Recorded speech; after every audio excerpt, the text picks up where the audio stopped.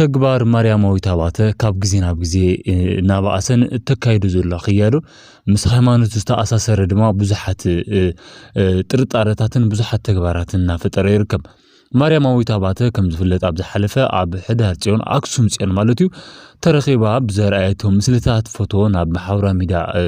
መዘርጋሓ ይዝከር ማለት እዩ ሕዚ ኸኣ ኣብ ላሊበላ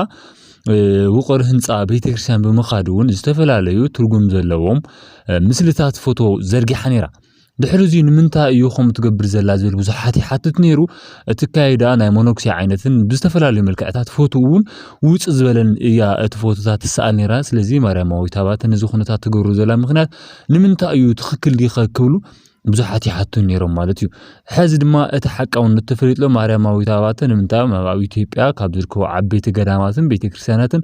በዓላትን እናኸለት እትሰኣሎ ፎቶታትን እትዝርግሖም ቪድዮታትን ንምንታይ ከም ዝኾን ተፈሊጥሎ ሰላምታ ይረሳዕና ክቡራትን ፍታዋትን ቤተሰብና ሎሙን ከም ትልሙድ ብሓድሽን እዋናውን ዛዕባ መፂናኩም ኣለና ክሳብ መወዳእታ ሓቢርኩም ኣጽንሑ ነዚ ቻናል ሓድሽ ዝኾንኩም ሰብስክራይብ ግበሩ ነዚ ቪድዮ ላይክ እና ገበርኩም ኣበረታቱዕና ክንብለኩም ደሊ ሰናይ ጻንሕ ድማ ተመኒና ኣለኩም እምበኣር ከም ዝፍለጥ ኣብ ዝሓለፈ ዕለት 21 ሕዳር ማለት እዩ ብ2019 ዓመተ ምህረት ከም ቆጻጽራ ግዝ ማለት እዩ ተረኺባ ማርያማዊት አባተ ኣብ ኣክሱም ጽዮን ድማ ሕዳር ኣብቲ ተረኺብ ዝነበረ በዓል ማለት እዩ ብርክት ዝበሉ ዕዱማት ካብ ወፃኢ ዓድን ውሽጢ ዓድን ናብ ዝተረኸብሉ ማርያማዊት አባተ ድማ ናብ ሕዳር ጽዮን ኣክሱም ተረኺባ ብፍላይ ካብ ኣብ ኣክሱም ጽዮን ኣብ ውሽጢ ኣትዋውን ኣብ ስርዓት ቅዳሴ ይኹን ኣብ ዝተፈላለዩ ናይ ቤተክርስቲያን ዋዜማታት ኣብ ዝካየደሉ ዝረኣየቶም ምስልታት ዝተሰኣለቶም ፎቶታትን ብዙሓት ቀልቢ ስሒቦም ነይሮም ብፍላይ ኣብ ጽዮን ማርያም ኣብ ዝተሰኣለቶ መቆሚያ ሒዛ ማለት እዩ ኣብ ቤተክርስቲያን ካህናት ኣቦታት ንማህሌት ዝጥቀምሉ ይኹን ንዝተፈላለዩ ናይ ቤተክርስቲያን ዜማታት ዝጥቀምሉ ብምጥቃም ድማ ፎቶ ዘርጊሓ ነይራ ብምቕጻል እውን ተኾነ ልክ ከም ንግስተ ሳባ ዓይነት ዝመስል ፎቶ ኣብ ሓወልቲ ኣክሱም ብምኻድ እውን ተኾነ ዘርጊሓ ነይራ ኣብ ምዕራፍ ቅዱሳን ተባሂሉ ኣክሱም ዝጽዋዕ ማለት ኣብቲ ቦታ እውን ንሱ ተረኺባ ልክ ከም ሓንቲ ሞኖክሴ መሲላ እቲ ክዳን እውን ተኾነ መሬት እናተጎሰሰ ዝኸይድ ልክ ከም ናይ ነገስታት ዘርኢ ምስሊ መቆሚያ ብምሓዝ ኸኣ እያ እቲ ኩነታት ኣካይዳቶ ነይራ ነዚ ጉዳይ ዝኸ ብፍላይ ኣብ ትሽዒቱ ግዜ ንምንታይ ከም ዝትገብር ኺላ ትኽክለኛ ነትኸ ክንደይ ናይ ዝኣክል እዩ ትኽክል እዩ ይግበር ድዩ እቲ ከተመሓላልፎ ዝደለየት መልእኽቲ ኸንታይ ንምንታይ ከም ሓንቲ ኣማኒት ኦርቶዶክስ ተዋህዶ ቤተክርስቲያን እንድሕር ኮይና ነቱ ዘሎ ኩነታት ማለት ብትልክ ከም ሓደ መንፈሳዊ ሓንቲ ጓል ኣንስተይቲ እትገብሮም ወይ ከዓ እትከናወኖም ነገራት ነፀላ ብምግባር ገጻ ብምሽፋን ካልኦት ነገራት መስቀላ ብምሓዝማ ንምንታይ ከም ጌራ ዘይበዓላቶ ንምንታይ እያ እቲ ክዳን ውፅኡ ለሓደ ልክዕ ከም ናይ ነገስታት ኮይኑ እቲ ነገስታት እውን ይገልጾን ምክንያቱ እቲ ተኸድናቶ ዘላ ናይ ቅድስት ቤተክርስቲያን ዝገልጽ ኣከዳድና ይኾነን እቲ ሒዛቶ ዘላ መቆሚያ ከዓ ናይ ቤተክርስቲያን እዩ ስለዚ ንምንታይ ከም ክትገብር ኺላ ርእሳ እውን ተሸፊና ማለት ልክዕ ከም ሓደ ናይ እስራኤላውያንን ናይ ግብፃውያንን ዝኣመሰለ መልክዕ ዘለዎ ኣከዳድና ብፍላይ ናይ ግብፃውያን ዝገልጽ ኣከዳድና ተኸድና ማርያማዊት አባተ ኣብ ኣክሱም ጽዮን ከተርኢ ኺላ ነይራ ማለት እዩ ስለዚ እቲ መንፈሳውነታ ዲያ ተርኢ ዘላ ወይስ እቲ ፋሽና ተፋልጥ ዘላ ንዓዓ ዘጥዕመላ ዲያ ትገብር ዘላ ወይስ ምስ ፈጣሪኣ ከራኸባ ዝኽእል ጸሎት ያ ትገብር ዘላ ዝብሉ ሕቶታት ከኣገለገለና መፁ ነይሮም ማለት ምክንያቱ ንሳ ምርኢት ሸው ተርእዳ ኣላ እምበር ስለ ጸሎት ኢላ ስለ ቅድስት ቤተክርስቲያን ላ ናብኡ ከም ዘይኸደ ድማ ትፈልጡ ማለት እዩ ምክንያቱ ኣብ ዝሓለፈ እንድሕርናዮ ናይ ማርያማዊት አባተ ተግባር ከዓ ኣዝዩ ብጣዕሚ ብዘስደምም መልክዑ ናይ ኣልባሳት ተኸዲና ማለት ኣብ ዝኾነ ጽቡቕ ገዛ ኮይና ከዓ ቀይሕ ክዳን ተኸዲና ኣብ ኢዳ ከዓ ልክ ሓደ ሰብ ብየማኑ ደም ዝተኣለኸ ብዝመስል ጓንቲ እትዋ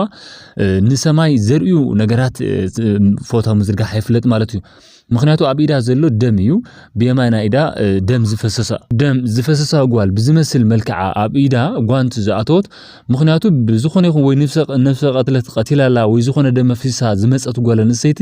ክዳና ሙሉእ ልክዕ ደም ዝመስል ክዳን ተኸዲና እቲ ኢዳውን እቲ የማናይ ኢዳውን ጓንቲ ኮይኑ እቲ ጓንቲ ከዓ ደም ዝዓሰሎ ማለት ፈሲሱ ፍቆዶ ኢዳ ዝተጨማለቀ ዝመስል መልክዑ ናብ ማሕበራዊ ሚድያ ከም ዘርግሖት ይፍለጥ እዚ ሕዚ ከዓ ኣብ ቅዱስ ላሊበላ ብምኻድ እውን እንተኾነ ነዚ ተግባር እዚ ደጊማቶላ ልክዕ ከምቲ ኣብ ሕዳር ጽዮን ኣክሱም ማርያም ዝገበረቶ ኣብ ላሊበላ ውቅር ቤተክርስቲያን ብምኻድ እውን እንተኾነ ነቲ ናይ ስርዓት ናይ ግብፃውያንን ናይ እስራኤላውያንን ብዝመስል መልክዑ ኣከዳድና ብምኽዳን أبو لك كم حانت نجستي تزاور كم زنربت قلب سبات نمسحابن نتوم أبو زنورو قلباتهم نمسحاب دا أمبر ናይ ቅዱስ ላሊበላ ታሪኽን ናይ ቅዱስ ላሊበላ እቲ ነቲ ቦታን ክብሪ ብምሃብ ከዓ ንርእሳ ብምፍታሽ ኣነ መን እየ ሓጢኣተኛ ዲ ጻድቀኛ ዲ ኣብ ክንዲ ምባል ንርእሳ ዝኻለት ነቲ በዓል ሰባትን ቅዱስ ላሊበላ ዓመታዊ ክብረ በዓል ከኽብሩ ኣብ ዝጓየሉ ሰዓት ንሳ ከዓ ነዚ ተግባር እዚ ናይ በዓላ ኣካይዳ ናይ በዓላ ካይዳ ሓይዛ ብምጻእ ትኹረት ንምስሓብ ዝግበር ዘሎ ማለት ምክንያቱ እቲ በዓል ዋላ እኳ ገና እንትኾነ ግን ንሳ እትገብሮ ዘላ እቲ ቅድመ ኩነታት ማለት እዩ ተረኺባ ምክንያቱ ቅዱስ ላሊበላ ብዙሕ ሰብ ኣለዎ ንሽዒቱ ዝኣክል ድማ ሰብ ካብ ዝተፈላለዩ ኢትዮጵያ ይኹን ወፃኢ እዮም ዝርከቡ እንተኾነ ግን ንሳ ቀዲማ ኸይዳ ሕስ ዝገብሮ ዘላ ምርኢት ግን ብዙሕ ኣይፈተውላን እዮም ምክንያቱ እዚ ኣብ ውሽጡ ዝኾነ ነገር ኣለዎ ምክንያቱ ማርያማዊት ኣባተ ትገብሮ ዘላ እዚ ናይ ሃይማኖት ቅድኣ ሃይማኖታት ትፈቱ ምኾነት ነይራ ልክዕ ከምተን ኣሓት ዘለዋ ደቂ ኣንስትዮን ቤተክርስትያን ክኸዳ ዘለዋ ናይ ስነ ስርዓት ቤተክርስትያን ተኸዲና ዳ እምበር መቆምያ ሒዝኻ ምዛር ግን ሓደ ናዝራዊት እየ ማለት እዩ ካልኣይ እውን ኣገልጋሊት ቅዱስ ቤተክርስትያን እየ ማለት እዩ ድሕሪ ሕዚ እሳት ትኸደላ ክያዱ ናይ ማንሲ ማርያማዊት ኣባተስ ናዝራዊት ድያ ናዝራዊት ክትኮን ዳድያ ናዝራዊ ማለት ፀጉሩ ንውሑ ክዳኑ ይስተኻኸል ፀጉሩ ይስተኻኸል ብዘለዎ ስቕሉ ዓለም ጽባቐታት ገዲፉ ምስ እግዚአብሔር ዝነብር ማለት እዩ ስለዚ ማርያማዊት ኣባተ ተኸድናቶ ዘላ ተኸዶ ዘላ ግን ኣዝዩ ዓለም ዝነዓቐ ሰብ ይትረፈኒ በቃይ ኢሉ ዓለም ያእኸለኒ ምስ ሃይማኖተይ ምስ ቅዱስ ቤተክርስትያን ምንባር ምስ እግዚአብሔር ይሕሽን ዝመረጾ በዝመስል መልክዕ እዩ ስለዚ ናይ ማርያማዊት ኣባተ ክያዱ ድማ ዝያዳ ኣዝዩ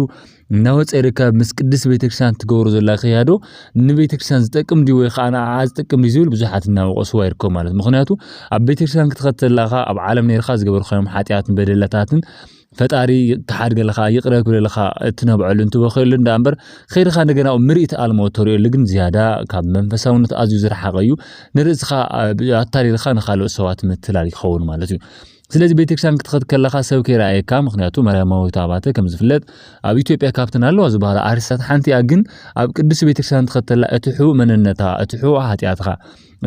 ሰብ ከይረኣየካ ንፈጣሪኻ ኣነኮ ከምዚ ዓይነት ሰብ ኢለኻ ኣብ ክንዲ በኺኻ ነቢዕኻ ምምላስ ንስኻ ግን ከም ሓደ ብፁዕን ከም ሓደ ዓብዪ ሰብን ቆፂርካ ንባዕልኻ ነቲ ቅዱስ ቤተክርስትያን ክሳለምን ከግልግልን ዝመፀ ምእመን ልክዕ ከም ሓደ ሓወልቲ ኮንካ ሰባት ምስሓት ምግጋይን በከዳድና ባዘራረባ ግን እዚ ዓርሱ ዝኻለ ሓጢኣት እዩ እናበሉ እናወቀስዋ ይርከቡ ማለት እዩ ስለዚ ክያዱ ማርያማዊት ኣባተ ካብ ግዜ ምስ ቤተክርስትያናት እናተቀራረበት እያ ዘላ እቲ ቅርበት ተካይዳ ጽቡቕ እዩ ንሃይማኖትካ ኣፍልጦ መሃብ ንሃይማኖትካ ክብሮት መሃብ ጽቡቕ እዩ ንባዕላ ግን እዚ ከም ማሕበራዊ ምኽሪ ካብ ፈተውታ ዝብል እዩ ተሓብሬታ ዝባሃዋ ዘሎ ክብራት ተዓዘብትና ስለዚ ተግባር ማርያማዊት ኣባተ ምስ ትሕልፍ ኣብ ዝዘርግሐቶ ሓላፍነት ዝጎደሎም ምስ ሃይማኖት ጥራሕ ዘይኮነ ምስ እግዚአብሔር ከበኣስዋ ዝኽእሉ ኣካዳድናታት ደም ዝተላበሱ ክያዶታት ድማ ነይሮም ዋዕም ሕዚ ከዓ ምስ ሃይማኖት ጽቡቕ ካብቲ ዝነበረቶ ወፅያ ናብ ዝንሕራኣትዋት ኣሰየ ጽቡቕ ተመስገን ሕዚ እውን ግን እቲ ትኸዶ ዘላ መርኢት ተርእላ ዳ እምበር ንሃይማኖታ ንስራሓ ዘርኢ ተግባር ይኾነን እዚ ስለዚ ብወገንኩም ተግባር ማርያማዊት ኣባተ ከመሪእኹሞ ብዘካይዳ ዝንተቐፂላኸ ናይማን እቲ ሃይማኖት ከዓቢ ይኽእሉ ጽቡቕ ተግባራት ንርእሳኸ ይኸውን ዶ እቲ ምእመንኸ ጽቡቕ ይቕበላ ዶ ይኸውን ዝብል ንባዕልካ መካይዳ ስለ ዘለኩም ገምግምዎ ምክንያቱ ቤተክርስትያን ክትኸተለኻ ካብ ኣከዳድናኻ ካብ ኣዘራርባኻ ጀሚሩ ስለትኸዱን ስለትገብሩን ከዓ ንማርያማዊት ኣባተ ግጋብ ግዜ ናብ ግዜ ዝበጻሕ ዘለዎ ቆሳታት ደው ይብል እቲ ቤተክርስትያን ካብ ትገብሮ ዘላ ምኻድ ተቐጽለሉ ደስ በሃሊ ግን እቲ ኣከዳድና ግን ዝያዳ ናይ ነገስታት ኣይኮነትን ሕዚ ቤተክርስትያን እግዚአብሔር ኢየሱስ ክርስቶስ ካብ ሰማያት ወሪዱ ነፃነት ዝሃበልና በከዳድና ብስነ ስርዓት ኮይና ዳ እምበር ከም ሕሉፋት ከም ግብፃውያን እስራኤላውያን ተኣሲርካ ትነብረላ ቤተክርስትያን ኣይኮነን ንሳውን ከም ናይ ቀደም ንግስና ትርእሉ ዝመጽ ዘላ እሱ ግን ብጎይታና ብመድሓኒና ኢየሱስ ክርስቶስ ሓንሳብና ሓዋርን ተሰይሩ ሕዚ ከዓ እንሆ ሰብ ብድልየቱ ዳ እምበር ብንግስና ይነብርን እግዚአብሔር እዩ ጥራሕ ንጉስ እግዚአብሔር ጥራሕ እዩ ዓለም ዘመሓድራ ስለዚ ንዑ ኢና ንኣምን እናወል ድማ ሓሳባቶም እናገለጽላዮም ንግስና መንፈስ ዘለዎ ካብ ዓለም ጠፍ እዩ ኣነ ንጉሴ ኣነ ንግስቴ ንግስቱኹም ንጉሳትኹም ኢና ዝብሉ ዘረባታት እውን ካብ ግዜ ናብ ግዜ እናተወግዱ እዮም ንጉስ ሓደ እግዚአብሔር ጥራሕ እዩ ስለዚ ናይ ንጉስና መንፈስን ቅንዕን ዘለዎ ክወገድ ኣለዎ ማርያማዊቱ ንጉስቲ ዘይኾነቲ ሓንቲ ነጣፊት ማሕበራዊ ሚድያ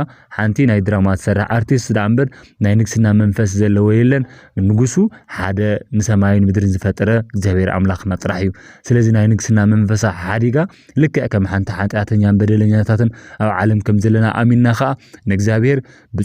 ብጽሞና ብንብዓት ክትልምንዳ ኣለዋ እምበር ከም ናይ ንጉስ ፈርዖን ሰበይቲ እዚ ክዳን ዝተኸድነኻ ምንጉርዳር ግን ጽቡቕ ይኾነን ክብሉ ሓሳቦም ይምሉ